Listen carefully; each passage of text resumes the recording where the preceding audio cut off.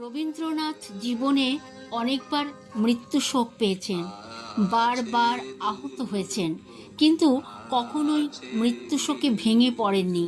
বরং তাঁর সৃজনশীল শক্তি দিয়ে নতুন নতুন সৃষ্টির মধ্যে দিয়ে অমৃতের সন্ধান করেছেন। তাই তিনি কবিবর, কবিশ্রেষ্ঠ, কবিগুরু।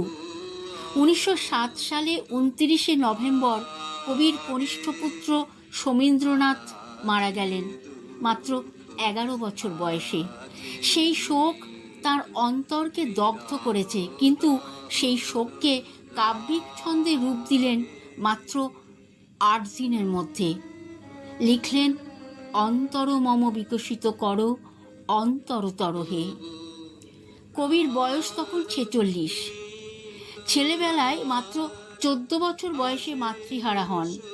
রাত্রিরে ঘুমন্ত অবস্থায় পুরনো দাসীর চিৎকারে শুনতে পান মা সারদা সুন্দরী পরলোক যাত্রা করেছেন। বাড়ির বারান্দা থেকে দেখলেন মায়ের সুসজ্জিত নিথর দেহ।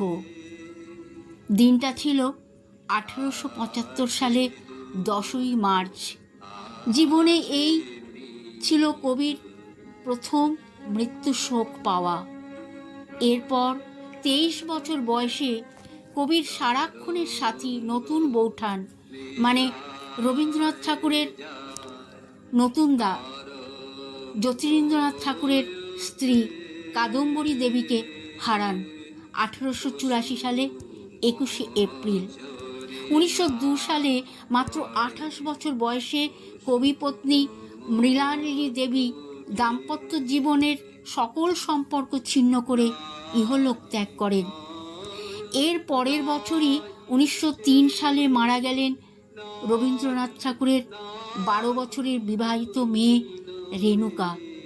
তাকে তিনি রানী বলে ডাকতেন। দিনটা ছিল 14ই সেপ্টেম্বর। কিন্তু ওই যে কবির সৃজনশীল শক্তি বারবার কবিকে বাঁচার রসদ জুগিয়েছে।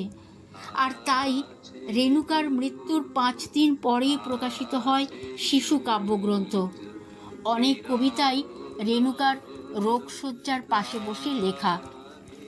1918 সালে 16ই মে রবীন্দ্রনাথের বড় মেয়ে মাধুরীলতা মাত্র 32 বছর বয়সে মারা যান। তাকে তিনি বেলা নামে ডাকতেন। কবির বয়স তখন 57। কবি শোককে জয় করে লিখেছেন, বলো না সে নাই, সে কথাটা মিথ্যে তাই। এভাবেই কবি অত্যন্ত প্রিয়জনদের বিয়োগ ব্যথায় মনে মনে আহত হয়েছেন, আর বারবার নিজের মনকে শক্ত করেছেন, লেখনী শক্তি বাড়িয়েছেন। লেখনী কখনো থেমে থাকেনি। অনেকখানি বয়সে এসে তিনি নিজে মৃত্যুর নৈকট্যকে উপলব্ধি করেছেন। লিখলেন, নামিয়া আসুক ধীরে রাত্রির নিঃশব্দ আশীর্বাদ। বারবার দগ্ধ হয়েছেন, আর বারবার নিজেকে আলোকময় করে তুলেছেন। বলেছেন, মোর লাগি করিও না শোক, আমার রয়েছে কর্ম, আমার রয়েছে বিশ্বলোক। বন্ধুরা, আজকের মতো এইটুকু। সবাই ভালো থাকবেন, সুস্থ থাকবেন।